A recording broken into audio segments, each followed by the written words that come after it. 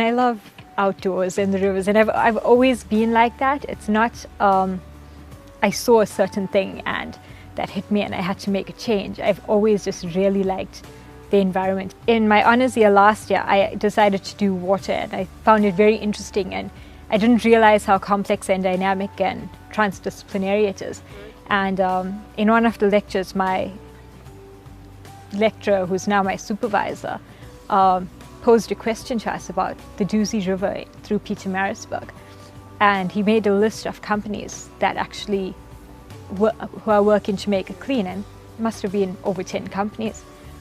And he asked us, so why is the river still dirty? And nobody could answer him. And that posed so many questions in my mind, and I just wanted to follow up on that and try to figure out what's going on in this world when everyone's trying to work so hard, and these are very good companies, and they're not making the difference you'd think.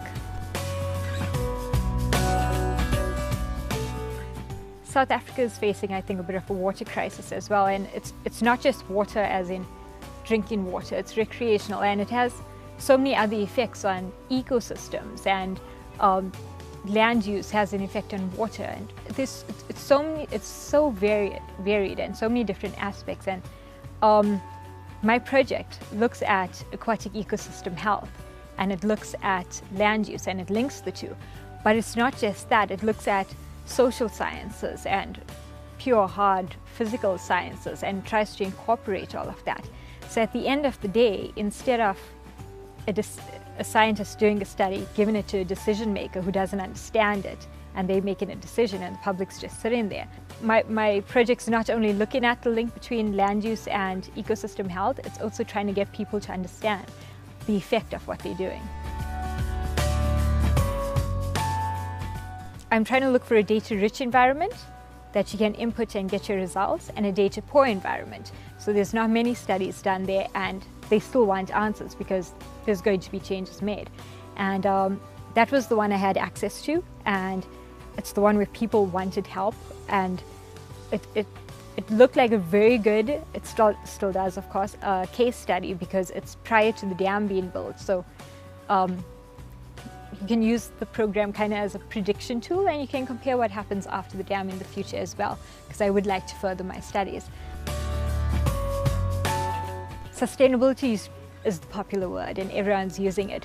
What we're trying to do is make it a stakeholder thing, where everyone's involved in from the start, and they understand the processes and they understand what it causes, and interact in a way where they make their implicit assumptions explicit. So instead of getting this report and, oh, they're doing this because they found that, you can say, no, but what if I do this, and what if that happens? And they can, it's more public participation, but throughout the process, like every step of the way.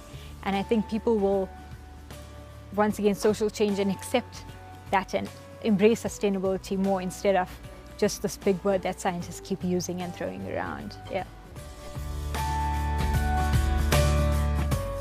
I thought it's a very good match, and it's a very good fit. And not only did you offer the finance, which every unemployed student needs, but also the mentoring opportunities as such. And I think that's more than most bursaries and most companies do, and I thought it's a good opportunity to try to go for, yeah.